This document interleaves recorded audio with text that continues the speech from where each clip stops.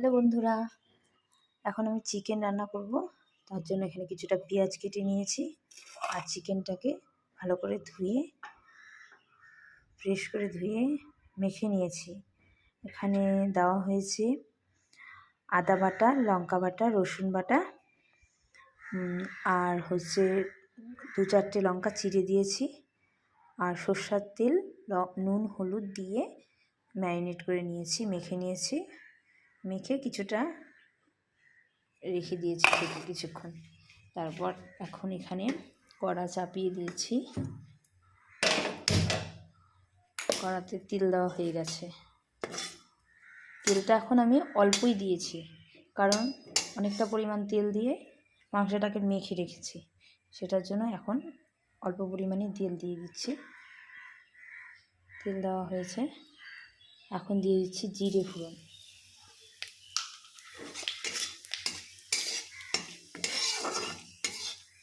জানি না তোমরা কীভাবে চিকেন রান্না করো। অনেক সময় এমনিতেও রান্না করি, না মেখে, ম্যারিনেট না করে, এমনি ধুয়ে সব কিছু ভেজে মশলা তারপর রান্না হয়। আজকে মনে হলো যে একটু মেখে ঠেকে একবারে চাপিয়ে দিই। এটা হয়ে গেল। এখন ম্যারিনেট করা মাংসটাকে আমি দিয়ে দেবো। পেঁয়াজ দিয়ে দিলাম।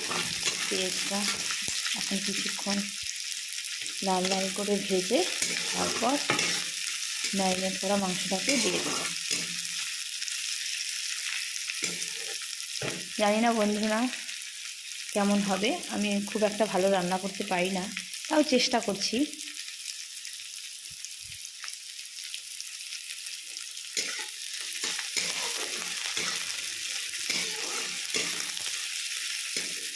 আগে তাও রান্না করতাম, এখন হয়ে ওঠে না আমার বাচ্চার জন্য।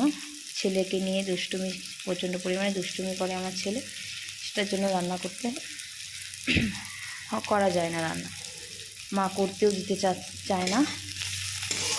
তা এখন মাংসটা নিয়ে এলো যখন, আমি বললাম যে আমি করি। মা বললো ঠিক আছে কর।